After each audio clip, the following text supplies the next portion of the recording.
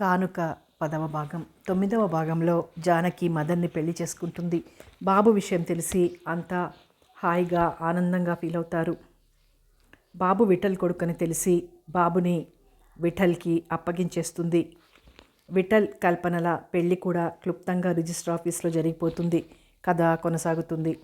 అందరూ ఎంతో ఆనందంగా ఉన్న జానకి మాత్రం ఆనందంగా ఉండలేకపోతుంది. ఆమె ఆనందం అంతా ఆవిరిగా మారి గాల్లో కలిసిపోయింది. తను కన్నె కాదని, శీలవతి కాదని తెలిసి చేసుకున్నాడని మురిసిపోతున్న జానకి ఊహలన్నీ తారుమారైపోయాయి. బాబు కన్నబిడ్డ కాదని, కేవలం జాలిపడి పెంచుకున్నానని అనుకునే మదన్ నాకు చేరువయ్యారన్నమాట. ఎంత పొరపాటు జరిగింది. మదన్ దృష్టిలో తాను పవిత్రురాలు, కానీ తను పోనీ జరిగింది వివరంగా చెప్పేస్తే, అయ్యో పెళ్ళైనా మానేస్తాను కానీ ఒకరు ఎంగిలి చేసిన స్త్రీని చేసుకుంటానా అన్న మదన్ మాటలు గుర్తొచ్చి చిగురుటాకులా వణికిపోయింది జానకి. పోనీ చెప్పకుండా అంతా మర్చిపోతేనేం అనుకున్న జానకికి అది మంచి పనిగా తోచలేదు. ఒకప్పటి మాధవి మాటలు గుర్తొచ్చాయి. భార్యాభర్తల మధ్య రహస్యాలకు తావుండకూడదని. ఏమైనా సరే చెప్పాలి. నోటితో ఎలా చెప్పగలను? పోనీ కాగితం మీద రాస్తే? అవును, అదే బాగుంటుంది. కానీ ఎప్పుడు రాయాలి, ఎప్పుడివ్వాలి? ఇంటి నిండా బంధువులు. ఎంత ఆలోచించినా జానకికి భర్తకి జరిగిన సంఘటన ఎలా చెప్పాలో అర్థం కావడం లేదు. అలా అని చెప్పకుండా దాచడం అసలు ఇష్టం లేదు. చాలాసేపు ఆలోచించాక ఓ ఆలోచన వచ్చిందామెకి. అదే ఆ రాత్రి. ప్రతివారికి తొలి రాత్రి అంటూ ఒకటుందిగా, అప్పుడు రాసిస్తే సరి అని. కానీ ఎన్నో మధురానుభూతులు పొందాలని తీయని కలలు కంటూ ఎదురు చూస్తున్న మొదటి రాత్రి తన చేదు నిజం చెప్పి అతని ఆశల పల్లకిని కూలదొయ్యాలా? ఆలోచనలు తెగని జానకి ఒడ్డున పడ్డ చేపలా కొట్టుకుంటోంది. ఇదిగో తల్లి, నీ కొడుకు. ఇక వీడిని సముదాయించడం నా వల్ల కాదు. ఇందాకటి నుంచి మా అమ్మ కావాలి, మా అమ్మ కావాలి అంటూ ఒకటే గొడవ. నేనేరా మీ అమ్మని అంటే వినడే అంటూ కల్పన బాబుని జానకి అందించి వెళ్ళిపోయింది. బాబుకి తన మీద గల ప్రేమకి మురిసిపోయింది జానకి. ఆవిడేరా మీ అమ్మ, ఇక నుంచి నువ్వు ఆవిడ దగ్గరే ఉండాలి అంటుంటే ఆమె కళ్ళు నీళ్లతో నిండిపోయాయి. పో, ఆవిడేం కాదు మా అమ్మ, అబద్ధాలు చెప్తున్నావు. నువ్వే మా అమ్మవి. కాదు నాన్న, అలా అనకూడదు. ఎంచక్క మా బాబు బంగారు తండ్రి, వెంటనే వాళ్ళమ్మ దగ్గరికి వెళ్ళిపోతాడు అంది జానకి బ్రతిమాలుతున్న ధోరణిలో. పో, ఆవిడేం కాదు మా అమ్మ, అబద్ధాలు చెప్తున్నావు. నువ్వే మా అమ్మవి. కాదు నాన్న, అలా అనకూడదు. ఎంచక్క మా బాబు బంగారు తండ్రి, వెంటనే వాళ్ళమ్మ దగ్గరికి వెళ్ళిపోతాడు అంది జానకి బ్రతిమాలుతున్న ధోరణిలో. ఇదిగో మళ్ళీ అబద్ధం చెప్తున్నావు. అబద్ధాలు ఆడితే దేవుడు కొడతాడన్నావుగా. నాకేం, దేవుడు నిన్నే కొడతాడు బెదిరించాడు బాబు. నీకెలా చెప్తే అర్థమవుతుందిరా? వాడి అమాయకపు మాటలకి చలించిపోయిన జానకి వాణ్ణి ఆర్తిగా హృదయానికి హత్తుకుంది. అమ్మా, హఠాత్తుగా పిలిచాడు బాబు. ఏమిటి నాన్న? మనం వెళ్ళిపోదామమ్మా. వెళ్ళిపోదామా? ఎక్కడికి? మనింటికి. అలాగే నాన్న, బాధను దాచుకుంటూ అంది. అలాగే అంటే కాదు, మనం నిజంగా వెళ్ళిపోదాం. నాకిక్కడేం బాగాలేదు అన్నాడు బాబు కళ్ళు తుడుచుకుంటూ. అలాగే, తప్పకుండా వెళ్ళిపోదాం నాన్న అంది జానకి. కానీ మనసులో మాత్రం, వెడితే నేను మాత్రమే వెళ్ళాలిరా నాన్న, నిన్ను నా దగ్గర ఉంచరు. నువ్విప్పుడు అనాథవు కాదురా. నా దురదృష్టమేమో కానీ నేను అన్నింటికీ చెడ్డాను. నిన్ను చూసుకుంటూ జీవితాంతం ఇలాగే గడిపేద్దామనుకున్నాను. కానీ జానకి కళ్ళు ధారగా వర్షించి ఒళ్ళో పడుకున్న బాబు మీద పడ్డాయి. బాధగా నిట్టూర్చింది జానకి. బాబునలా చూస్తుంటే పొత్తిగుడ్డలో బొడ్డైనా ఊడని ఆనాటి చిన్నారి బాబే కళ్ళల్లో మెదులుతున్నాడు జానకికి. ఆ రోజు జరిగిన ప్రతి సంఘటన కళ్లకు కట్టినట్టు గుర్తొచ్చి మెల్లగా గతంలోకి వెళ్ళిపోయింది. అప్పుడు విఠల్కి పిచ్చి ఎక్కువగా ఉంది. ఇంటిల్లిపాది నిరాశతో కృంగిపోయారు. ఎంతమంది స్పెషలిస్టులకు చూపించినా ఫలితం కనిపించలేదు. రాత్రింబవళ్ళు విఠల్తో గొడవతో నిద్రాహారాలు లేని వారందరూ విఠల్ కాస్త నిద్రపోవడంతో అప్పుడే మేను వాల్చి క్షణాల్లో నిద్రలోకి జారిపోయారు. తన భవిష్యత్తంతా అంధకార బంధురంగా తోచి పిచ్చిగా ఆలోచిస్తున్న జానకి మాత్రం నిద్ర రాలేదు. వీధిలో ఆటో ఆగిన చప్పుడైంది. ఇంత రాత్రప్పుడు ఎవరింటికబ్బా అనుకుంది జానకి. టైం చూస్తే రాత్రి 2 గంటలు దాటింది. గేటు చప్పుడు వినిపించి మెల్లగా కిటికీ తెరిచి చూసింది. వీధి లైట్ వెలుగులో తమ గేటు తీసుకుని వచ్చేది ఒక స్త్రీగా గుర్తించి ఆశ్చర్యపోయింది. ఆటో మాత్రం తమ ఇంటికి కాస్త అవతలగా ఆగింది. అత్తను లేపుదామనుకుంటే ఆవిడ అలసి ఆదమరిచి నిద్రపోతోందని ఆవిడ్ని లేపడానికి ప్రాణం ఒప్పలేదు. ఎవరు అంటూ వీధి లైట్ వేసి వరండాలోకి వచ్చింది. ముందా లైట్ తీసేయండి ప్లీజ్ అంటూ వరండాలో కూలబడిపోయింది ఆ స్త్రీ. ఆమెకేసి క్షణం వింతగా చూసింది. ఎవరు మీరు? ఉండండి, మా అత్తను పిలుస్తాను అంటూ వెనుతిరగబోతున్న తనని ఆమె కంగారుగా వారించింది. వద్దు, ఎవరినీ లేపొద్దు. అంటే మీతోనే 10 నిమిషాలు మాట్లాడి వెళ్ళిపోతాను. నాతోనా? విస్తుపోయింది జానకి. అవును, మీతోనే. ఎక్కడ మాట్లాడుకుందాం అంది సన్నని గొంతుతో. ఈసారి తన మొహం నిండా భయం చోటు చేసుకుంది. ఈ సిటీలో ఎన్ని రకాల మోసాలు జరుగుతున్నాయో తను వింటూనే ఉంది. ఈమె ఏ దొంగల ముఠాలోని వ్యక్తి అయినా కాదు కదా అనుకోగానే తన వెన్నులోంచి వణుకులాంటిది బయలుదేరింది. దయచేసి నన్ను నమ్మండి, నేను ఏ దొంగతనం చేయడానికి రాలేదు. మీ సహాయం అర్థించడానికి ఎంతో ఆశగా వచ్చాను. నా ఆశ నిరాశ చేయకండి ప్లీజ్ జాలిగా అంది. అబ్బెబ్బే, అదేం లేదు తడబడింది తను. అప్పుడు ఆమెకేసి పరిశీలనగా చూసింది. చాలా నీరసంగా పాలిపోయి ఇప్పుడో ఇంకాసేపటికో స్పృహ తప్పి పడిపోయేలా ఉంది. తూలిపోతున్న ఆమెను చూసి తుళ్ళిపడింది తను. సారీ, మీ ఆరోగ్యం బాగున్నట్టు లేదు అంది. చిన్నగా నవ్విందామె. సరే, ఎక్కడ మాట్లాడుకుందాం? ఎక్కడైనా పర్వాలేదు. మేడ మీదైతే ఎవ్వరూ రారు. ఈరోజు అందరూ కిందే పడుకున్నారు. నేను మేడెక్కలేను. ఏం జ్వరమా? కాదు. మరి నాకు 2 గంటల క్రితం బాబు పుట్టాడు. ఏమిటి? అద్దరిపడింది తను. నాకు ఇంతకు ముందే బాబు పుట్టాడు మళ్ళీ అంది. ఆమె మాటలు తేలిపోతున్నాయి. అరే అలాగా? ఇంతసేపు అలా మంచులోనే ఉన్నారు. రండి, నా గదిలోకి వెళ్దాం, అక్కడెవరూ ఉండరు ఆహ్వానించింది తను. ఎవ్వరూ లేవరా? బావ గొడవతో అందరూ అలసిపోయారు. సారీ, బావంటే మీకేం తెలుస్తుంది? మా బావకి కాస్త పిచ్చి, అందుకే ఇంట్లో వారికి అంతగా నిద్ర లేదు. ఇప్పుడే అందరూ ఆదమర్చి పడుకున్నారు కాబట్టి ఇప్పట్లో లేవరు వివరంగా చెప్పి ఆమెను తన గదిలోకి తీసుకువెళ్ళింది. ఆమె తన మంచం మీద కూర్చోగానే తను వంటింట్లోకి వెళ్ళి గ్లాసుడు వేడివేడి పాలు తెచ్చిచ్చింది. అది తాగాక కాస్త తేరుకుందామే. ఇంత జరిగినా ఇంట్లో వాళ్ళెవరూ కదలనైనా లేదు. మెల్లగా తలుపు గడియవేసి ఆమెకెదురుగా కూర్చుని, ఇప్పుడు చెప్పండి, ఎవరు మీరు? నాతో మీకేం పని అంది తను. నా పేరు కల్పన. మీ విఠల్ బావ భార్యని. అదిరిపడింది తను. మీ విఠల్ బావ భార్యని సూటిగా అందామే. అర్థమయ్యేలా చెప్పండి. అదే, నేను మీ బావగారి ఎప్పుడు పెళ్లి చేసుకున్నారు? ఆతృతగా అంది తను. కల్పన తన కేసి ఓసారి చూసి తలదించుకొని మనసా వాచా అయింది. పెద్దల సమక్షంలో కాలేదు. అంటే ఏముంది, మాది గాంధర్వ వివాహం. జీవం లేనట్టు నవ్వింది కల్పన. జానకి, నీకు నేను తెలియకపోయినా నాకు నువ్వు బాగా తెలుసు. మనిషిని చూడకపోయినా నీ గురించి మీ బావ చెప్పడాన్ని బట్టి నువ్వే జానకివి అని తేలిగ్గా గుర్తుపట్టేశాను. ఆయనకి నువ్వు ఆప్తురాలివి కాబట్టి నాకు ఆప్తురాలివే. నాకట్టే టైం లేదు. తొందరగా నేను వచ్చిన పని చెప్పేస్తాను. శాంతంగా విని ఆ తర్వాత నీకు తోచినట్టు చెయ్యి. ఆయాసంతో ఆమె కంఠం వణకడం చూసి అలాగే అంది తను. కల్పన తిరిగి చెప్పడం మొదలుపెట్టింది. నేను విఠల్ చిన్నప్పటి నుంచి మంచి స్నేహితులం. అతనెప్పుడు మా అన్నయ్య కోసం మా ఇంటికి వస్తుండేవాడు. ఊహ తెలిసినప్పటి నుంచి ఎందుకో తనంటే నాకు చాలా ఇష్టం. అతనికి నేనంటే ఇష్టమే. ఎన్నో కబుర్లు చెప్పి నవ్విస్తుండేవాడు. కొన్నాళ్లకి అనుకోకుండా విఠల్కి ఏదో షాక్ వల్ల మతిస్థిమితం తప్పింది. ఆ సంగతి వింటూనే నాకు చెప్పలేని దుఃఖం వచ్చింది. మా వాళ్ళంతా కూడా ఎంతో బాధపడ్డారు. అనుకోకుండా మా ఇద్దరి కుటుంబాల మధ్య కాస్త కలతలు ప్రారంభమయ్యాయి. వెంటనే రాకపోకలు కూడా తగ్గిపోయాయి. అయినా నేను విఠల్ని మర్చిపోలేదు. అలా కొన్నాళ్లకి నా అదృష్టమో దురదృష్టమో కానీ విఠల్ బాగయ్యాడు.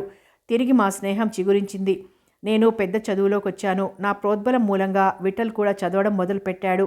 అతని రాక మా వాళ్ళకంతగా ఇష్టం లేకపోయినా పొమ్మన్లేక ఊరుకున్నారు. రాను రాను మా స్నేహం ప్రేమ దాకా పెరిగింది. నా మనసు బయటపెట్టిన నాడు తను నన్ను ప్రేమిస్తున్నా వద్దని ఎంతో వారించాను. నేను ఒప్పుకోలేదు. ఈ పిచ్చివాడిని చేసుకుని ఏం సుఖపడతావు? మరో చదువుకున్న మంచి మనిషిని చేసుకో అంటూ నీతిబోధలు చేశాడు విఠల్. అతని మాటలు నాకెంతో కోపాన్ని తెప్పించాయి. ఇన్ని మాటలెందుకు? నేను జానకిని పెళ్లి చేసుకుంటానని చెప్పకూడదు అన్నాను ఉక్రోషంగా. నీ గురించి ఎంతో గొప్పగా చెప్తుంటే కాస్త ఈర్ష్యపడేదాన్ని. నా మాటకి అతను దెబ్బతిన్నట్టు చూశాడు. ఇంతేనా కల్పన నువ్వు నన్ను అర్థం చేసుకున్నది? జానకి నా చెల్లెల్లాంటిది అన్నాడు విషయం వివరిస్తూ. నా మనసు తేలికైంది. నా జన్మలో పెళ్ళంటూ చేసుకుంటే నిన్నే అన్నాను. నన్ను ప్రాణప్రదంగా ప్రేమించిన విఠల్ ఒప్పుకున్నాడు. అయితే మా చనువుకే అభ్యంతరం పెట్టే మా వాళ్ళు మా పెళ్లికి అంగీకరిస్తారని మేమేనాడు అనుకోలేదు. మా ఉద్దేశం కనిపెట్టిన నాన్న పులిగా మారాడు. విఠల్ని నానా మాటలు అన్నారు. అసలు మా ఇంటి ఛాయలకే రావద్దని మండిపడ్డారు. కొన్నాళ్లు మాకు చూపులు మాటలు కరువైపోయాయి. అన్నయ్య ఉద్యోగరీత్యా మరో ఊళ్ళో ఉండటాన అతనికి గొడవలేమీ తెలియవు. ఒకరోజు అనుకోకుండా పార్క్లో కలుసుకున్నాం. ఆ రోజు నుంచి ఎక్కడ ఎప్పుడు కలుసుకోవాల్సిందో నిర్ణయించుకుని కలుసుకునేవాళ్ళం. ఆ కలుసుకున్నప్పుడే ఒకరోజు ఇద్దరం తొందరపడ్డాం. ఫలితంగా విఠల్ ప్రతిరూపం నా కడుపులో పెరగసాగింది. నాకు భయం వేసినా విఠల్ పెళ్లి చేసుకుందామని ధైర్యం చెప్పేవాడు. రోజులు గడుస్తున్న కొద్దీ నాలో వస్తున్న మార్పుల్ని అమ్మ కనిపెట్టేసింది. ఒకరోజు పిలిచి నిగ్గదీసి అడిగింది. ఉన్నదున్నట్టు చెప్పేశాను. అమ్మ నన్ను తిట్టి తనని తిట్టుకుంది. నాన్నకి సంగతి ఎలా చెప్పడమా అని హడలిపోయింది. తప్పనిసరిగా ఓ రోజు నాన్న చెవిన వేసింది వార్త. అంతే, నాన్న దుర్వాసుడే అయ్యాడు. నన్ను పట్టుకుని గొడ్డును బాదినట్టు బాదాడు. అమ్మ నిస్సహాయంగా ఏడవటం తప్ప మరేమీ చెయ్యలేకపోయింది. నాన్నతో ఆవేశం పొంగు తగ్గాక ఆవేశం తగ్గించి కర్తవ్యం ఆలోచించండి. కడుపు చించుకుంటే కాళ్ల మీద పడుతుందన్నట్టు మన పిల్లని మనమే బయటపడేసుకుంటామా? అతగాడిని బ్రతిమాలి తీసుకురండి. పిచ్చివాడో వెర్రివాడో దాని రాతెలా ఉంటే అలా జరుగుతుంది అంది అమ్మ నచ్చ చెప్తూ. ఈ మాటకి మరీ మండిపడ్డారు నాన్న. నా కంఠంలో ప్రాణం ఉండగా ఆ వెధవకి నా పిల్లనివ్వను. అబ్బాయి స్నేహితుడని రానిచ్చినందుకు ఇంత నమ్మక ద్రోహం చేస్తాడా? చూస్తుండు. 3 రోజుల్లో ఎంత కట్నమైనా సరే గుమ్మరించి బంగారం లాంటి సంబంధం చేస్తాను అని హుంకరిస్తూ బయటికెళ్ళిపోయాడు. అమ్మ నా కేసు చూసింది. నేను చేసుకోను ఖచ్చితంగా చెప్పేశాను. అమ్మ ఖిన్నురాలైపోయింది. ఇప్పటికీ పెళ్ళి ఆపమని ఎలాగోలా మీ నాన్నకి నచ్చజెప్తాను. నువ్వింకా విఠల్గాన్ని మాత్రం కలవకు. ముందు పద, ఆ పాపం దించే ఏర్పాటు చేస్తాను అంది అమ్మ ఏడుస్తూ. నేను ససేమిరా ఒప్పుకోలేదు. అమ్మ బ్రతిమాలింది, తిట్టింది, ఏడ్చింది. ఏమైనా నా నిర్ణయం మార్చుకోలేదు. విసుగెత్తి ఓ గదిలోకెళ్ళి తలుపులు బిగించుకున్నాను. 3 రోజులు అన్నం నీరు ముట్టుకోలేదు. బతిమాలి విసిగిపోయిన నాన్న తలుపు తీయకపోతే తలుపు పగలగొడతానన్నారు. అలా అయితే నా శవాన్నే మీరు చూసేది అన్నాను మొండిగా. అప్పుడు నాన్న కాళ్ళబేరానికి వచ్చారు. నీ ఉద్దేశం ఏమిటి అన్నారు తెచ్చిపెట్టుకున్న శాంతంతో. నేను అబార్షన్కి ఒప్పుకోను ఖచ్చితంగా అన్నాను. అయితే పెళ్ళి కాకుండానే తల్లివవుతావా? చేసిన పాపం ఎలాగో చేశాను. ఆ పాపం మాపుకోవడానికి మరో పాపం చెయ్యను. అయితే బిడ్డని కని ఆ విఠల్గాడి దగ్గరికెళ్తానంటావు.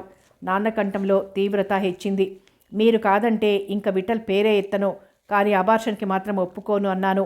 అయితే కన్న వెంటనే బిడ్డని నేను తీసుకుంటాను. బిడ్డని ఎవరికిచ్చారు, ఏం చేశారు అంటే మాత్రం లాభం లేదు. ఆడైనా మగైనా నేను చెయ్యాలనుకున్నది చేస్తాను నిక్కచ్చిగా అన్నారు నాన్న.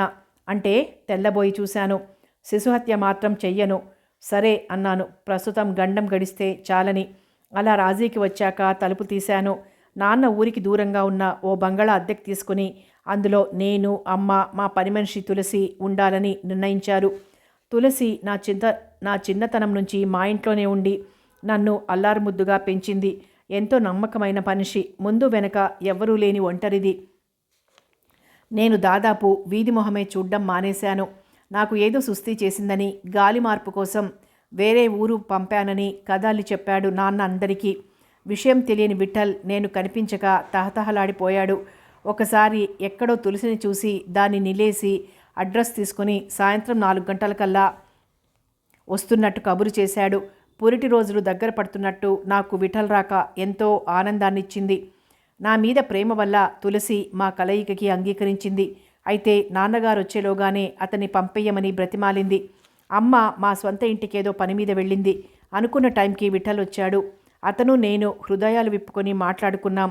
ఒకరి కళ్ళల్లోకి ఒకరం చూసుకుంటూ గంటలు క్షణాల్లో గడిపేశాం. తులసి తొందరపడుతూనే ఉంది. తప్పనిసరిగా లేచాడు విఠల్. నేను గుమ్మం వరకు వెళ్ళాను. హఠాత్తుగా వీధి గేటు తీసుకొస్తున్న వ్యక్తిని చూసి ముగ్గురం కొయ్యబారిపోయాం. నాకు స్పృహ తప్పినట్టయింది. ఆ వ్యక్తి నిప్పు కణికలా మండిపోతున్న మా నాన్న. ముందు నువ్వు లోపలికి పో అన్నారు. అది మాట కాదు, ఉరుము. కోపంతో నాన్న మాట తడబడిపోతోంది. మెల్లగా వెనుతిరిగాను. తులసి వణికిపోతూ ఓ మూల నిల్చుంది. ఎందుకొచ్చావు? కోపాన్ని అదిమిపెట్టి అన్నాడు నాన్న. కల్పన కోసం మెల్లగా అన్నాడు విఠల్. కల్పనతో నీకేం పని? అదే పని ఉంది. అదే ఏం పని అని అడుగుతున్నాను. కాసేపు మాట్లాడిపోదామని. చూసావుగా, ఇంక వెళ్ళు. మళ్ళీ ఎప్పుడైనా ఇటు కేసు వచ్చావో నిన్ను చంపి నేను జైలుకి వెళ్తాను కఠినంగా అన్నారు నాన్న. విఠల్ నిర్లక్ష్యంగా నవ్వాడు.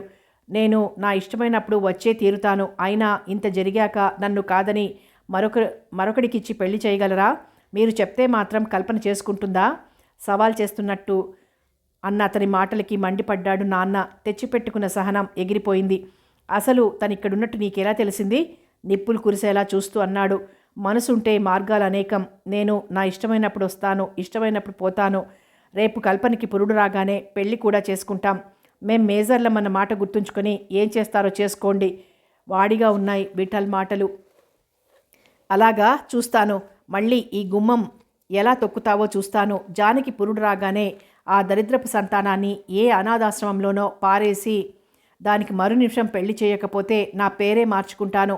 లేకపోతే దాని గొంతు నులిమి గంగలో పారేస్తాను.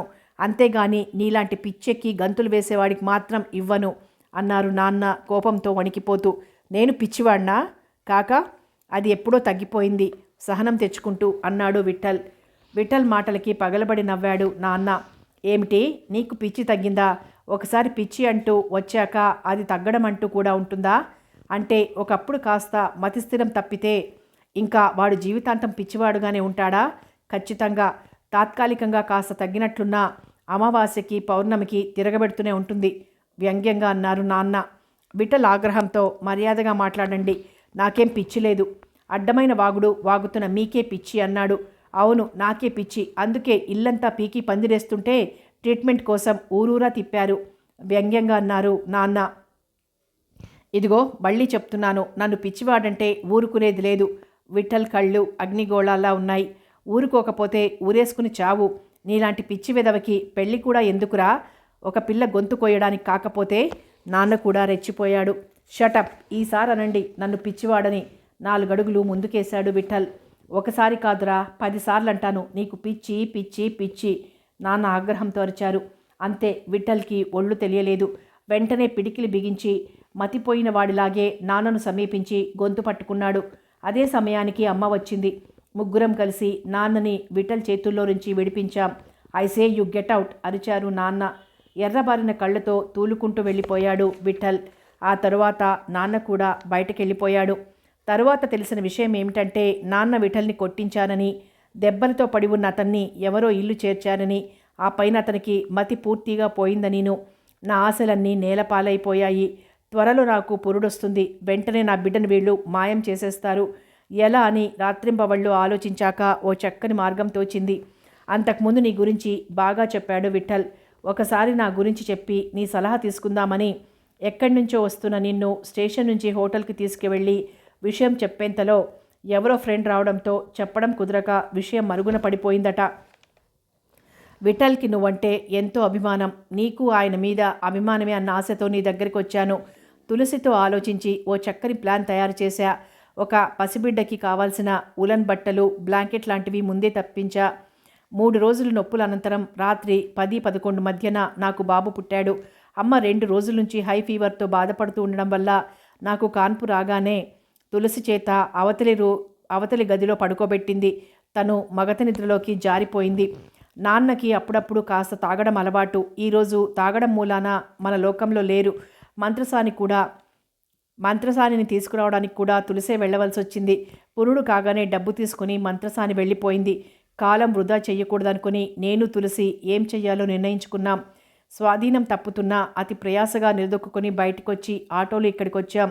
కానీ ఈ పని చేయడానికి మానసికంగా, శారీరకంగా నేనెంత కష్టపడ్డానో ఆ భగవంతుడికే తెలుసు. మాట్లాడడం ఆపి మంచం మీదికి ఒరిగిపోయింది కల్పన. కంగారుగా చూసింది తను. భయపడకు అన్నట్టు సైగ చేసింది కల్పన. ఇంతకీ బాబేడి? ఆతృతగా అడిగింది తను. బయట ఆటోలో తులసి ఒడిలో ఉన్నాడు. కల్పన కంట కన్నీరు కారింది. జానకి, బాబుని ఎలాగైనా విఠల్కి అప్పజెప్పు. అలా కాక అతను ఎప్పటికీ బాగుపడకపోతే ఎప్పుడో ఒకప్పుడు బాబుని నేనే తీసుకెళ్ళిపోతాను. ప్లీజ్ జానకి. ఆయాసంతో మాటలాపేసింది కల్పన. అయితే ఏమని చెప్పను? భయంగా అడిగింది జానకి. నువ్వేం చెప్పొద్దు. బాబుని ఇలా మెట్ల మీద వరండాలో పడుకోబెడతాం. అప్పుడే వచ్చి చూసినట్టు చూడు. మీ వాళ్ళకి చూపించు. ఎవరో పడేసిపోయారనుకుంటారు. ప్లీజ్ జానకి, ఈ సాయం చెయ్యి. తన 2 చేతులు పట్టుకుని భోరుమంది కల్పన. చచ, ఏడవకు. నీకెందుకు? నువ్వు నిశ్చింతగా వెళ్ళు. వాడికింకా తల్లిని నేనే. ఎవరు ఒప్పుకోకపోయినా ఎలాగైనా నేనే వాడిని పెంచుతానుగా. విఠల్కి నయమైతే విషయం చెప్పి బాబుని అతనికి అప్పచెప్తాను.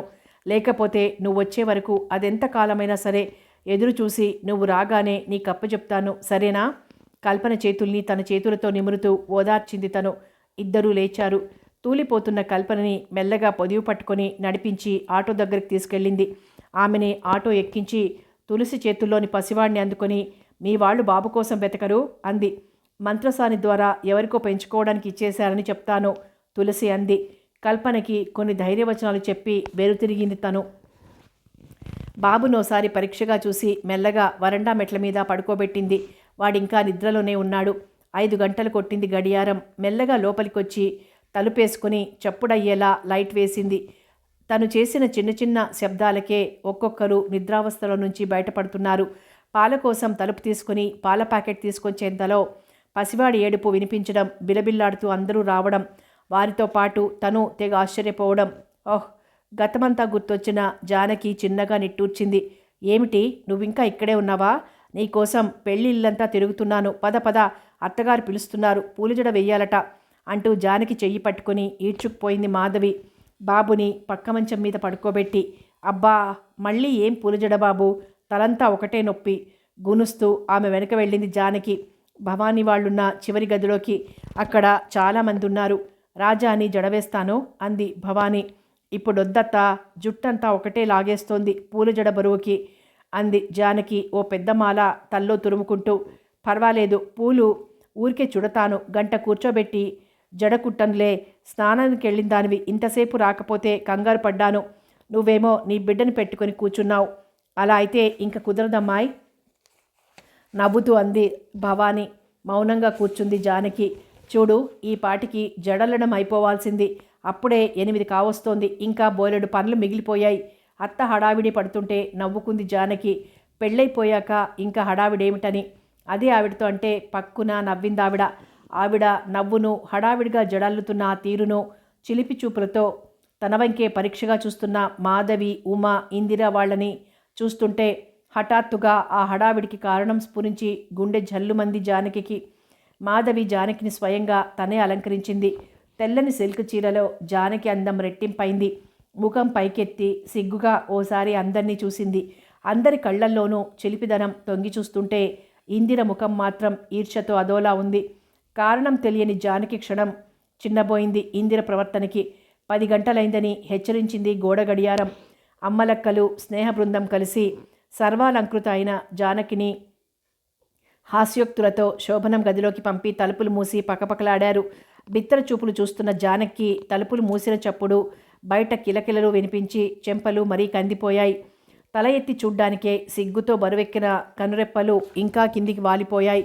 నేల చూపులు చూస్తున్న ఆమె కళ్ళకి పచ్చని 2 పాదాల మీద జీరాడుతున్న తెల్లని పంచెకుచ్చెళ్ళు మల్లెల కంటే తెల్లగా మెరిసిపోతూ కనిపించాయి. ఆ పంచెకొసలను సున్నితంగా తన్నుకుంటూ వచ్చిన ఆ పాదాలు తన చెంతకు రాగానే ఆగిపోయాయి. జానకి హృదయస్పందన ఎక్కువైంది. అతని స్పర్శకి పులకించిపోతున్న మనసుని, తనువుని కూడా అదుపులోకి తెచ్చుకుని సున్నితంగా అతని చేతుల నుంచి తప్పించుకుని కొంచెం దూరంగా నిల్చుంది జానకి. ఆమె చర్యకి వింతగా చూశాడు మదన్. జానకి తలెత్తలేదు. ఏమిటి జానీ అంటూ ఆమెను సమీపించి మెల్లగా చుబుకం పట్టుకొని వంచి ఉన్న ఆ ముఖాన్ని కాస్త పైకెత్తి ఆమె కన్నులలో నీరు చూసి అదిరిపడ్డాడు మదన్. ఈ సమయంలో కన్నీరా? లాలనగా అడిగాడు. ఎవరైనా ఏమైనా అన్నారా? మరి? అదే నోట మాట రావడం లేదు జానకి. ఏమిటి, ఎవరైనా ఏమైనా అన్నారా? లేదు. మరేమిటి జానకి? ఎంతో ఆనందంగా ఉండాల్సిన ఈ సమయంలో ఈ కన్నీరేమిటి చెప్పు? క్షమించండి మదన్. ఎందుకు? వింతగా చూశాడు మదన్. బాబు, అదే నిన్న ఒకదానికొకటి పొంతన లేకుండా మాట్లాడుతున్న జానకిని చూసి తెల్లబోయాడు మదన్. హఠాత్తుగా అతనికో సంగతి గుర్తొచ్చింది. ఓ, నిన్ను తమాషా కన్నది నిజమే అనుకున్నావు కదూ? బాబు నీ కొడుకు కాడని నాకు తెలుసు జానకి నవ్వేశాడు మదన్. అది కాదండి. మరేమిటి? ఓ క్షణం అతని కనుబొమ్మలు ముడిపడ్డాయి. మదన్, ప్లీజ్ నా మాట ఒకటి మన్నిస్తారా? నేల చూపులు చూస్తూ అంది జానకి. 1 కాదు 10 చెప్పు, నీ మాటకి ఎదురు చెప్పను, సరేనా? చిరునవ్వుతో చూస్తూ జానకిని మంచం మీద తన పక్కనే కూర్చోబెట్టి అనునయంగా అడిగాడు మదన్. ఒకసారి మదన్ కళ్ళల్లోకి చూసి తలదించేసింది జానకి. చెప్పు జానకి అన్నాడు మదన్ వినడానికి సిద్ధమవుతున్నట్టు. అదే చెప్పు జానకి, ఈరోజు మనం కేవలం స్నేహితుల్లా ఉండిపోదాం. వాట్? అదిరిపడ్డాడు మదన్. అవును మదన్, ప్లీజ్ ఈరోజు నన్ను వదిలేయండి. నేను కొంచెం మనసు విప్పి మీతో మాట్లాడాలి. ఆ తరువాత మీ ఇష్టం ప్రాధేయపూర్వకంగా అడిగింది జానకి. ఇది ఇదేం న్యాయం డియర్? పెద్దలంతా కలిసి మనకింత అవకాశం కల్పిస్తే ఇంత మధురమైన కాలాన్ని నో ఐ కాంట్. మదన్, పోనీ ఓ పని చేయకూడదు? ఏమిటి? ఆ చెప్పేదేమిటో ఇప్పుడే చెప్పేయి. మనసులు విప్పి మాట్లాడుకోవడానికేగా ఈ ఏకాంతం. జానకి నడుం చుట్టూ చేతులు వేసి ఆమె కళ్ళల్లోకి ఆరాధనగా చూస్తూ అన్నాడు మదన్. కాదు కాదు, నేను నోటితో చెప్పలేను. రేపు కాగితం మీద రాసిస్తాను. ఓకే, అలాగే చెయ్యి. కానీ రేపు కాదు, ఆ పనేదో ఇప్పుడే రాసివ్వు. నేను పేపర్ పెన్ ఇస్తాను, సరేనా? సరే అన్నట్టు తల ఊపింది జానకి. మెల్లగా వెళ్ళి డ్రాయర్ సొరుగులోంచి ఓ పేపర్ పెన్ను తెచ్చిచ్చి, తొందరగా కానీ ఆ రాసేదేమిటో అని ఈజీ చైర్ని లాక్కుని కూర్చున్నాడు మదన్. ఆమె తడబాటు అతనికి చచ్చే నవ్వు తెప్పిస్తోంది. ఏం రాస్తుందో అని ఆలోచిస్తూ సిగరెట్ వెలిగించుకుని ఆ పొగని రింగులుగా వదులుతూ జానకి కోసం నిరీక్షిస్తూ కూర్చున్నాడు మదన్. జానకి కాలాన్ని వృధా చేయలేదు. ఉన్నది ఉన్నట్టు 10 నిమిషాల్లో రాసేసింది. అందులో తన ప్రమేయమేమీ లేదని, అసలు ఎందుకు అతనంత అఘాయిత్యానికి పాల్పడ్డాడో కూడా తనకి తెలియదని, మీరిచ్చే తీర్పు పైన తన భవిష్యత్తు ఆధారపడి ఉంటుందని, ఇంకా చాలా రకాలుగా క్షమాభిక్ష అర్థిస్తూ రాసింది. గాజుల చప్పుడికి చివ్వున తలెత్తాడు మదన్. తలవంచుకుని నిల్చున్న జానకి చేతిలో కాగితం మడిచి ఉంది. ఆమె చేతులు వణకటం గమనించాడతను. లేచి ఆమె దగ్గరగా వచ్చి ఆమె కళ్ళల్లోకి చిలిపిగా చూస్తూ ఉత్తరాన్ని అందుకుని, బావుంది, సముఖంలో రాయబారమన్నమాట. అవును మరి, ఇంక ముందు మనకి లేఖలు రాసుకునే అవసరం ఉండదు కదా. అంటే ఒకరిని విడిచి ఒకరం ఉండమన్నమాట.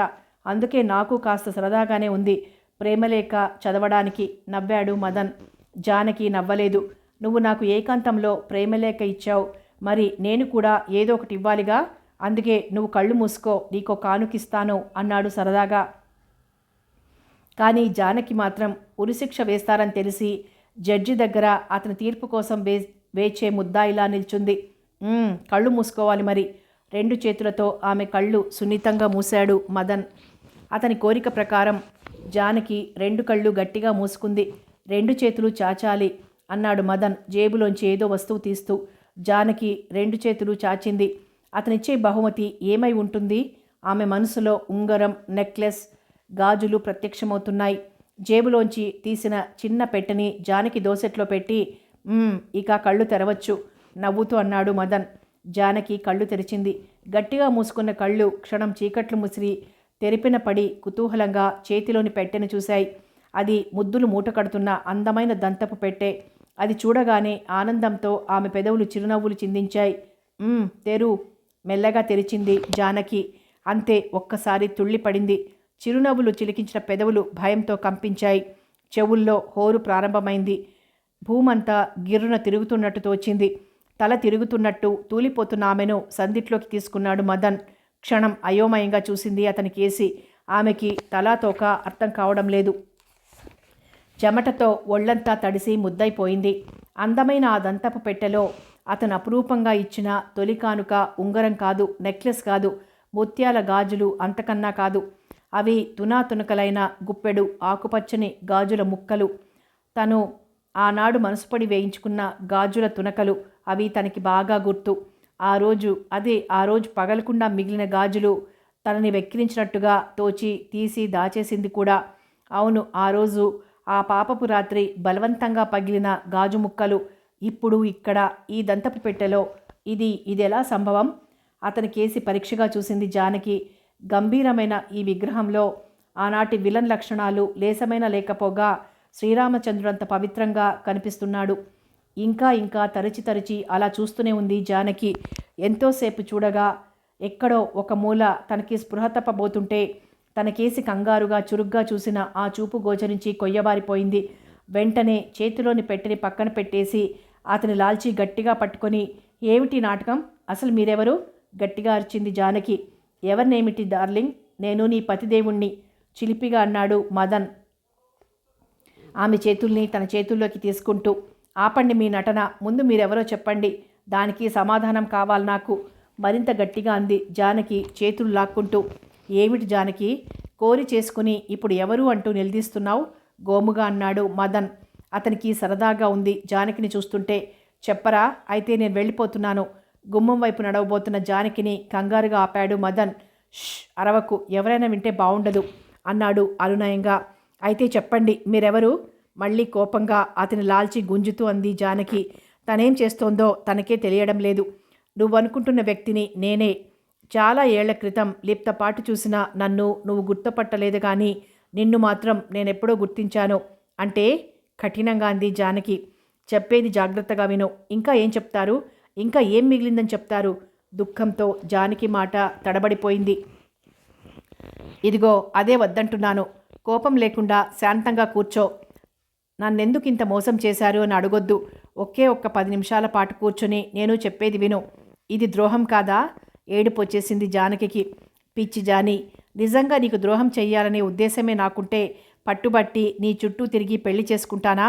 అదొక్కటే నువ్వు ఆలోచిస్తే నీకు సమాధానం దానంతట అదే సులభంగా దొరుకుతుంది. కనుక మై డియర్ జానకీదేవి, నేను చెప్పేది పూర్తిగా విని ఆ తరువాత కొడతావో తిడతావో నీ ఇష్టం అంటూ జానకిని మంచం మీద తన పక్కన కూర్చోబెట్టుకుని ఆమె చేతుల్ని తన చేతుల్లోకి తీసుకుని నిమురుతూ అన్నాడు మదన్. జానకి అయోమయంగా అతని కేసి చూస్తూ ఉండిపోయింది. అప్పుడు ఎంకామ్ ఫైనల్ చదువుతున్నాను. నేను సాటి విద్యార్థులతో చాలా క్లోజ్గా ఉండేవాడిని. అందువల్ల నాకు చాలామంది ఫ్రెండ్స్ ఉండేవారు. కానీ నాకు ఆడపిల్లలతో కాస్త పరిచయం తక్కువే. వారికి కాస్త దూరంగా ఉంటూ ఉండేవాడిని. ఎవరైనా స్టూడెంట్స్ ఆడపిల్లల్ని పేర్లు పెట్టి ఏడిపిస్తుంటే వాళ్ళని అసహించుకునేవాడిని. 1-2 సార్లు నాతో మాట కలపాలని చూసింది మీ మామయ్య గారమ్మాయి ఇందిర. చదువు ఒకటి కాదు, క్లాసు ఒకటి కాదు, నా ఇష్టాయిష్టాలతో నిమిత్తం లేకుండానే నా దగ్గరికి వచ్చి బోరు కొట్టించడం మొదలుపెట్టింది. రాను రాను ఆవిడ ప్రవర్తన భరించలేనంతగా తయారైంది. అలా క్యాంటీన్కి వెళ్దాం వస్తారా అని సరదాగా, పిక్నిక్ వెళ్దాం రాకూడదు అని, నాకు ఆ లెసన్ అర్థం కావడం లేదు, కాస్త చెబుదురు అని వేధించడం మొదలుపెట్టింది. ఎప్పటికప్పుడు ఏదో వంక పెట్టి తప్పించుకుంటున్న నేను రాను రాను ఆవిడ చనువు శృతిమించుతూ ఉంటే భరించలేక ఎలాగైనా ఆమెను వదిలించుకోవాలనుకున్నాను. నా స్నేహితులు ఆమెను గురించి ఎంతో చెడుగా చెప్పారు. ఆమె జోలికి వెళ్ళొద్దని, ఆమె మగపిల్లలకి రకరకాల పేర్లు పెట్టి ఏడిపిస్తుందని ఇంకా ఎన్నో చెప్పారు. ఒక ఆడపిల్ల ఏడిపించింది అని చెప్పడానికి మీకు సిగ్గులేదు? అనవసరంగా వాళ్ళ జోలికి మనం పోరాదు, కానీ వాళ్లే మనకి తాటాకులు కడితే మాత్రం సహించకూడదు అన్నాను కాస్త గట్టిగానే. ఒకరోజు ఏమైనా నవలుంటే ఇవ్వండి మదన్ అంది ఇందిర. కాలేజీలో కథల పుస్తకాలు ఉండవు, ముఖ్యంగా నేను చదవను అన్నాను కాస్త కరుగ్గా. కానీ ఆమె వెళ్ళలేదు. ఏమిటి మదన్, ఎప్పుడూ కాలేజీ పుస్తకాలు తప్ప వేరే జీవితమే లేదా? రండి అలా క్యాంటీన్కి వెళ్ళి కాస్త కాఫీ తాగొద్దాం అంది అదోలా నవ్వుతూ. చూడండి మిస్, నాకు ఈ క్యాంటీన్లు వ్యవహారాలు అంటే నచ్చవు. అది మీకైనా శ్రేయస్కరం కాదని నా ఉద్దేశం. అందరు మొగాళ్ళు ఒకేలా ఉండరు చూడండి. అందుకే మీరుటి కేసి ఇంకెప్పుడు రాకూడదని కోరుకుంటున్నాను అన్నాను సీరియస్గా. ఇందిర కొయ్యబారిపోయింది. వెంటనే రుసరుసలాడుతూ వెళ్ళిపోయింది. అయితే ఆ రోజు మొదలు నేనెక్కడ కనిపించినా సరే నిప్పులు కురిసేలా చూసేది. చాలా అసహ్యంగా మాటలు విసిరేది. అయినా నేనేం పట్టించుకోలేదు. పాపం అమాయకురాలు అని జాలేసేది కూడా. ఏమిట్రా మదన్, ఆడపిల్లలు మనల్ని ఏదైనా అంటే మనం ఊరుకుంటామా అన్న పెద్ద మనిషివి. ఆ పిల్ల అన్ని అవాకులు చవాకులు పేలుతుంటే నీకు పట్టనట్టు తప్పుకుని తిరుగుతావేం అని నిలేశారు స్నేహితులు. పోనీరా, నన్ను నేరుగా అనలేదు కదా. ఒకవేళ అలా అంటే అప్పుడు చూద్దాంలే అంటూ తేల్చేశాను. ఒక ఆడపిల్ల నలుగురి నోళ్లల్లోనూ పడడం ఇష్టం లేక ఆ రోజు నేను స్నేహితులతో కలిసి గండిపేట పిక్నిక్కి వెళ్ళాను. కాకతాళీయంగా అదే రోజు ఇందిర కూడా తన స్నేహితులతో అక్కడికి వచ్చింది. మేమంతా ఒకచోట పచ్చికలో కూర్చుని సరదాగా కబుర్లు చెప్పుకుంటున్నాం. మాకు కొంచెం దూరంలో ఇందిర వాళ్ళు కూర్చున్నారు. వారి మాటలు మాకు, మా మాటలు వారికి స్పష్టంగా వినిపిస్తున్నాయి. ఏమే సుకుమారి, నీ వెయిట్ ఎంతే అంది ఇందిర ఒక స్నేహితురాలతో. 100 కేజీలు టక్కున చెప్పిందా పిల్ల. పక్కుమన్నారంతా. అందుకే అలా నవ్వుతారు తెచ్చిపెట్టుకున్న కోపంతో అంది సుకుమారి అన్న పిల్ల.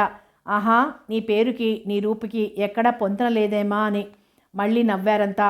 ఓహోహో, అదా, బావుందమ్మా. పేర్లను బట్టి రూపాన్ని ఊహిస్తే ఇంకైనట్టే. అమ్మా సుందరి, జగదేక సుందరి, నీ రూపానికి నీ పేరుకి ఏం సంబంధం ఉందమ్మా అంది మరో అమ్మాయిని సుకుమారి. నిజం, పాపం సుందరి పేరు మార్చుకోవాల్సిందే జాలిగా అంది ఇందిర. అభినయిస్తున్నట్టున్న వారి ముఖాల్ని పట్టి వారి మాటలు నిజంగా అనుకోవడం లేదని, ఏదో ప్లాన్ వేసి నాటకమాడుతున్నారని గ్రహించడానికి ఎక్కువసేపు పట్టలేదు. వారు గమనించకుండా వారి సంభాషణంతా కుతూహలంగా వింటున్నాం. పోనిద్దు, పేర్లు చూసుకునైనా మురుద్దాం. మనకి లేని అందాలు ఎలానూ లేవు అంది మొదట అమ్మాయి. నిజమే సుకుమారి, పేర్లను బట్టి మనుషుల్ని అంచనా వేయడము అంత బుద్ధి తక్కువ పని మరోట్లేదు. నేను మాత్రం పేరును చూసి మోసపోను. లత అన్న పిల్ల గుండ్రంలా ఉండొచ్చు, గజలక్ష్మి అన్న పిల్ల చక్కగా సన్నగా బాపు బొమ్మలా ఉండొచ్చు, కుచేలరావు అన్నతనికి అసలు సంతానమే లేకపోవచ్చు, లక్ష్మీపతి అన్న వ్యక్తి భోజనానికే డింకీలు కొట్టొచ్చు. ఇలా చెప్పుకుంటూ పోతే 10 రోజులు ఏకధాటిగా చెప్పుకోవచ్చు. అందుకే నేను మనిషిని చూసి ఆ పైన పరీక్షించి మాట్లాడి కానీ పెళ్లి చేసుకోను. ఓరగా నా కేసి చూస్తూ అంది ఇందిర. అదంతా నన్ను రెచ్చగొట్టడానికి అని తెలుస్తూనే ఉంది. ఎందుకో వద్దనుకున్న ఆవేశం అంచులు దాటుతోంది. గుండె వేగంగా కొట్టుకుంటోంది. అవును, మదనుడంటే ఎవరే? అమాయకంగా అడిగిందా పిల్ల. ఓహో, మదనుడంటే తెలియదు. మదనుడంటే అదే మన్మధుడు, ప్రేమ సామ్రాజ్యానికి రారాజు, వివరంగా చెప్పింది ఇందిర. అలాగా, అబ్బా, అయితే నేను మదన్మోహన్ అనే అబ్బాయినే పెళ్లి చేసుకుంటాను శపథం చేసిందో అమ్మాయి. అబ్బబ్బా, మళ్ళీ మొదటికొచ్చావు రామా. పేరుకి మనిషికి సంబంధం ఉండదని చెప్పానా? నువ్వింకా అదే పిచ్చిలో ఉన్నావే విసుక్కుంది ఇందిర. అంతేనంటావా? నిరాశగా అడిగిన పిల్ల. కాక ఇంకా నీకు నమ్మకం కలగడం లేదా? అయితే నేను సంఘటన చెప్తాను విను. ఒకసారి నాకు పెళ్లి సంబంధం తెచ్చారు మా నాన్న. వాళ్ళు బాగా ఉన్నవాళ్ళు. అబ్బాయి అందగాడు, పెద్ద చదువులు చదివినవాడు. అందమంటే అందమనుకుంటున్నావా? హిందీ సినిమా హీరోనే అనుకో. 6 అడుగుల పొడవు, ఒత్తైన నల్లని జుట్టు, పసిమి రంగు. ఓహ్, భలే ఉన్నాళ్లే. పేరు కూడా ఏమిటో తెలుసా? మదనగోపాలుడు. కానీ ఏం లాభం? నిట్టూర్చింది ఇందిర. అబ్బా చెప్పవే, వెదవ సస్పెన్సు నువ్వును. ఏమైంది? విసుగు ధ్వనిస్తున్న కంఠంతో అడిగారు మిగతావారు. చెప్పడానికేముంది, అతనికి అసలు మగతనమే. నిజం? ఈ సంగతి నీకెలా తెలిసిందే? కుతూహలంగా అడిగింది అమ్మాయి. ఎలా తెలియడమేమిటే పిచ్చిమొహమా? 2 నిమిషాలు మాట్లాడాను అంతే. అబ్బాయి గారి బండారం బయటపడిపోయింది. అసలు అతగాడికి ఆడవాళ్ళంటే చచ్చే భయం. అసలు పెళ్ళే వద్దు మొర్రో అంటే ఈ పెద్దవాళ్ళు లాక్కొచ్చారట. పాపం, పూర్ ఫెలో. జాలిగా నిట్టూర్చింది ఇందిర. నాలో ఆవేశం కట్టలు తెంచుకుంది. కోపంతో నరాలు పొంగి పిడికిళ్ళు బిగిశాయి. జీవితంలో ఎన్నడూ ఎవరి మీద రానంత కోపం వచ్చింది. దూకుడుగా ఆమె దగ్గరికెళ్ళి, ఏమిటిప్పుడన్నావు? మళ్ళీ అన్నాను తీవ్రంగా. ఒకసారి కాదు, 10 సార్లు అంటాను. నా ఇష్టం వచ్చినన్ని సార్లు అంటాను. అడగడానికి నువ్వెవరు? అయినా నిన్నెవరన్నారు? గుమ్మడికాయల దొంగ అంటే భుజాలు తడుముకున్నట్ట నీలాంటి వాడే. నిరసనగా నవ్వి లేచి నిల్చుంది ఇందిర. అలాగా, అది చూస్తాను. నిన్నిప్పుడు నాశనం చేస్తే నీకు దిక్కెవడొస్తాడో చూస్తాను. ఆగ్రహం. ఇందిర జడ పట్టుకోబోయిన నన్ను ఫ్రెండ్స్ లాగి దూరంగా తీసుకెళ్ళిపోయారు. ఏమిటి మదన్, నీకేమైనా పిచ్చెక్కిందా? ఏదో ఆ పిల్లలు బరి తెగించి వాగారని నువ్వు తొందరపడతావా? కక్ష తీర్చుకోవడానికి ఇదా మార్గం? ఇదంతా పబ్లిక్ ఏరియా అని నీకు తెలియదా? ఒక్కసారి ఆ పిల్లలు మన మీద కంప్లైంట్ చేస్తే అది ఎంత దూరం పోతుందో ఆలోచించావా? సమయం చూసి దెబ్బతిద్దువు గాని. అప్పటి వరకు ఆవేశం తగ్గించుకొని మందలించి లాక్కుపోయారు. కోపంతో ఉన్న నన్ను నిర్లక్ష్యంగా చూస్తూ వట్టి గొడ్డు అరుపులు. చెల్లని రూపాయికి గీతలు ఎక్కువని అంటూ ఫ్రెండ్స్తో కలిసి వెళ్ళిపోయింది ఇందిర. నేను ఆవేశంతో పిచ్చివాడినైపోయాను. నా ఫ్రెండ్స్ కనుక అని ఉండకపోతే ఆ రోజే ఆ పిల్ల అంతు తేల్చి నేను జైలుకి వెళ్ళేవాడిని. ఏం చెయ్యాలి అని ఆలోచిస్తూనే ఎలాగో ఇల్లు చేరాను. క్షణక్షణానికి నాలోని ఆవేశం తగ్గలేదు సరికదా, పెరిగిపోతోంది. నాలోని ప్రతి అణువు ప్రతీకారం తీర్చుకోమని హెచ్చరిస్తోంది. ఏమైనా సరే, నా జీవితమంతా నాశనమైనా సరే ఆ పిల్లని వదలకూడదు. నలిపి నాశనం చెయ్యాలి. మదన్ అంటే ఏమిటో తెలియజెప్పాలి. ఆ తరువాత నలుగురిలోనూ పట్టుకొని ఏమైంది నీ బతుకు అని పగలబడి నవ్వాలి. అప్పుడే నా పగ చల్లారేది అని నిశ్చయించుకున్నాను. ఎలాగో ఇందిర ఇల్లు అది తెలుసుకున్నాను. ఆమె కాలేజీ నుంచి రాగానే వెళ్లే గదిని గుర్తుంచుకున్నాను. ఆ రోజే ఆమె తల్లిదండ్రులు ఊరు వెళ్లారని తెలుసుకొని మరీ ఆనందించాను. ఆ రోజు కాలేజీకి వెళ్ళి వెంటనే వచ్చేసింది ఇందిర. బహుశా పర్మిషన్ పెట్టి వచ్చేసి ఉండొచ్చు. ఆ రోజంతా నేనెవ్వరూ గమనించకుండా ఆ ప్రాంతాల్లోనే తిరిగాను. క్షణక్షణానికి ఉడికిపోతున్న నేను అందరూ పడుకున్నారన్న నమ్మకం కుదరగానే వెళ్ళి మెల్లగా గేట్ తీశాను.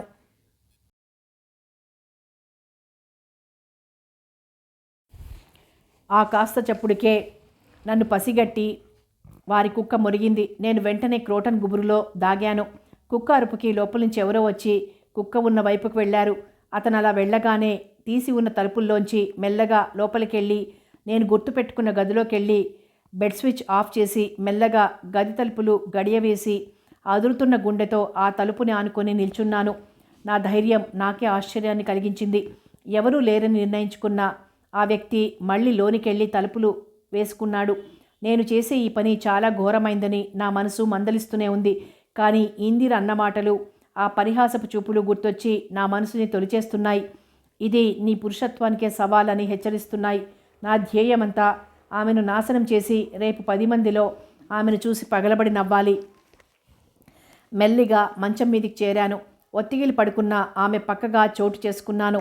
ఇంతలో ఆమెకి మెలకువ వచ్చి తన పక్కన ఎవరో ఉన్నారని శంకించి అరవబోయింది. నేను నా పశుబలంతో ఆమె నోరు నొక్కేశాను. గింజుకుని రక్కింది. అయినా నేను రవ్వంతా పట్టు విడవలేదు. క్షణాలు గడిచాయి. ఆమె జీవితం తెల్లారిపోయింది. ఇంతకు ముందు తెలియని ఆమె గోళ్లగాటు, ఆమె చేతి నుంచి పగిలిన గాజులు గీసుకున్న గాయాలు రక్తం చిమ్మి చిరచిరా మండడం మొదలుపెట్టాయి. అయినా అనుకున్నది సాధించాను అనే విజయ గర్వంతో మంచం దిగాను. నేను నోటి మీద నుంచి చెయ్యి తీసేసినా ఆమె అరవలేదు. స్పృహ తప్పిపోయిందేమో అనుకున్నానో క్షణం. కానీ ఆమె కదలికను బట్టి స్పృహలోనే ఉందని గ్రహించాను. వెళ్ళడానికన్నట్టు మెల్లగా తలుపు తీయబోయాను. అంతే, హఠాత్తుగా ఆమె లేచి నన్ను గట్టిగా పట్టుకొని లైట్ వేసింది. అనుకోని సంఘటనకి నిర్ఘాంతపోయింది. ఆమెను నేను, నన్ను ఆమె ఓ క్షణం అలా చూసుకున్నాం. నేను ప్రతిమలా బిగుసుకుపోయాను. నా కాళ్ల కింద భూమి కంపించినట్లయింది. నా తృప్తి, ఆవేశం నీరుగారిపోయాయి. బిత్తర చూపులతో నన్ను క్షణం చూసిన ఆమె హఠాత్తుగా పట్టుకున్న నా షర్టు వదిలేసి కుప్ప కూలిపోయింది.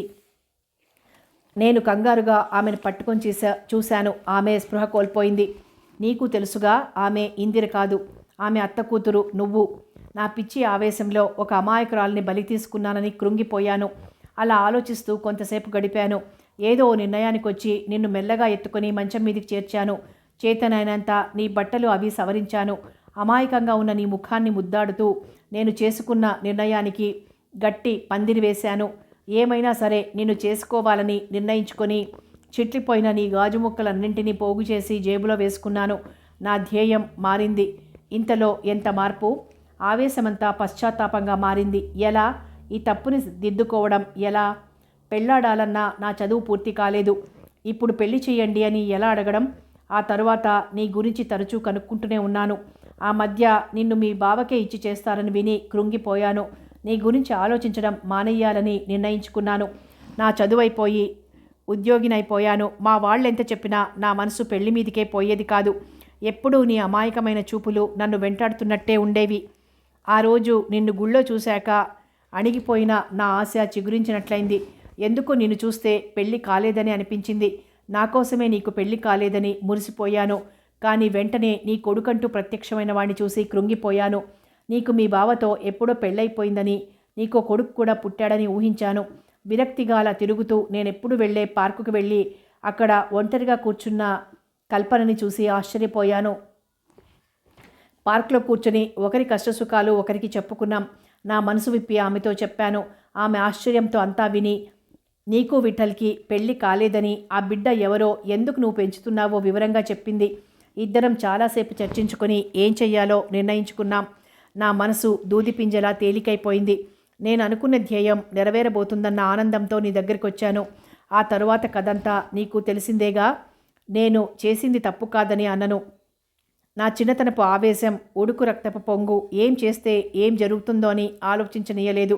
జానీ, నిన్ను పెళ్లి చేసుకున్న తర్వాత నేను పొందిన తృప్తి మాటలతో చెప్పలేను. ఏ ధ్యేయంతో నిన్ను చేసుకున్నా ఇప్పుడు మాత్రం నాకేమనిపిస్తోందో తెలుసా? ఆనాడు నేను మంచి పని చేశానని. ఎందుకంటే ఆనాడు తెలుసో తెలియకో ఆ తప్పు చేశాను కనుకనే నిన్ను పొందగలిగాను. లేకపోతే నీ దర్శనమైనా నాకు లభించేదా? ఇప్పుడు చెప్పు, నా అపరాధం మన్నించినట్టేనా? నన్ను స్వీకరించడానికి అంగీకరించినట్టేనా? అబ్బా, ఆనాడు నువ్వు గీసిన గోళ్లగాట్లు మచ్చలుగా గుర్తుగా ఇంకా మిగిలే ఉన్నాయి. అయినా పర్వాలేదు, అవి నాకు తీయని గుర్తులే. అప్పుడప్పుడు అవి చూసి నీలోని ఆవేశాన్ని తలుచుకుంటూ ఉంటాను.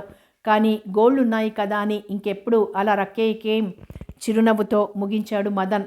మంత్రముగ్ధలా వింటున్న జానకి కొండంత ఆనందంతో పాటు రవంత అనుమానం కూడా వచ్చింది. ఆమె అనుమానం గ్రహించిన మదన్, ఇంకా నీ అనుమానం ఏమిటి? నవ్వుతూ అన్నాడు. అదే, ఇందు మిమ్మల్ని గుర్తించలేదు. గుర్తించకేం? ఆ రోజు మా ఇంటికొచ్చి నన్ను చూడగానే తాచును చూసినంత కంగారు పడింది. నేను అదేమీ పట్టించుకోనట్టు ఆప్యాయంగా చనువుగా ప్రవర్తించేసరికి కాస్త తేరుకొని ఆనాటి తన ప్రవర్తనకి క్షమాపణ చెప్పుకుంది. ఆ తరువాత నేను పగ తీర్చుకోవడం గురించి పాపం ఆవిడికి తెలియదుగా. నేను తేలిగ్గా నవ్వేసి, చదువుకునే రోజుల్లో తొందరపాటు తప్ప మరోటి ఆలోచించలేం. వయస్సు అలాంటిది, నేనెప్పుడో మర్చిపోయాను, మీరు మర్చిపోండి అన్నాను ఇందిరతో. అంతే. ఆ తరువాత తను మామూలుగానే ప్రవర్తించింది. అయినా పెళ్ళై బాధ్యతలు నెత్తిన పడితే శాంతి సహనాలు పిలవకుండానే వస్తాయి. ఇంతకీ దేవివారు నన్ను మన్నించినట్టేనా? జానకి చుట్టూ చేతులు వేసి అనురాగపూర్వకంగా చూస్తూ అన్నాడు మదన్. తన అనుమానాలు కష్టాలు దూదిపింజల్లా ఎగిరిపోయాయని తెలుసుకున్న జానకి ఆనందంతో పులకించిపోయింది. జీవన సాగరంలో తన సంసార నౌక ఎలాంటి ఒడిదుడుకులకు లోను కాకుండా అలా పూలతేరులా సువాసనలు వెదజల్లుతూ సాగిపోతున్నట్టు అనుభూతి చెందింది జానకి. జానకిని హృదయానికి హత్తుకున్నాడు మదన్. ఆ ఉత్తరం ముక్కలు ముక్కలుగా ఉత్తరం చింపుతూ, ఆ ఉత్తరంలో ఏం రాశావో నాకు బాగా తెలుసు. ఇంత మంచి సమయంలో కూడా నన్ను మోసం చెయ్యకూడదనే నీ తపన చూశాక నాకన్నా అదృష్టవంతుడు ఉండడు అనుకున్నాను. ఇంతకీ ఈ రాత్రి స్నేహితుల్లాగే ఉండిపోదామా లేక? చిలిపిగా అన్నాడు మదన్. అతని మాట పూర్తి కానేలేదు. సిగ్గుల మొగ్గ జానకి పెదవులు మదన్ పెదవుల్ని మూసేశాయి. క్షణం తరువాత తేరుకొని తెల్లని బుగ్గలు కెంపులు కాగా 2 చేతుల్లో ముఖం దాచుకుంది జానకి. జానకినే తన్మయత్వంగా చూస్తూ, జానకి, ఇదిగో నా రాక్షసత్వానికి చిహ్నాలు. వీటితో ఇంక పనిలేదు, పారయ్యనా అని గాజు పెంకులున్న దంతపు పెట్టెను అందుకోబోయాడు మదన్. జానకి కంగారుగా అతని చేతిలోని ఆ పెట్టెను లాక్కొని, ఇది మీ రాక్షసత్వానికి చిహ్నం కాదు మదన్, ఇది మీ అనురాగానికి మంచితనానికి గుర్తు. నా ప్రాణం నా ఊపిరి ఉన్నంత వరకు నా దగ్గరే పదిలంగా ఉంటుంది. ఆ దంతపు పెట్టెనే తన్మయత్వంగా చూస్తూ అంది. ఆమెకేసి ఆరాధనగా చూశాడు మదన్. బావుంది. ఇంత టైం అయినా ఇంకా మన కష్టసుఖాలు చెప్పుకోవడం పూర్తి కానేలేదు. ఇప్పుడు టైం ఎంతైందో తెలుసా? 12 దాటింది అంటూ జానకి చేతిలోని దంతపు పెట్టెను అందుకుని మెల్లగా పక్కనే ఉన్న స్టూల్ మీద ఉంచి ఆమెను తన కౌగిట్లో పొదువుకొని పక్కనే ఉన్న బెడ్లైట్ ఆఫ్ చేశాడు మదన్. చెరుకు వింటి దొరలాంటి మదన్ కౌగిలిలో తన్మయత్వంతో మైనంలా కరిగిపోయింది సిగ్గుల మొగ్గ జానకి. సమాప్తం. కానుక నవల సమాప్తం. మరో మంచి నవలతో మళ్ళీ కలుద్దాం.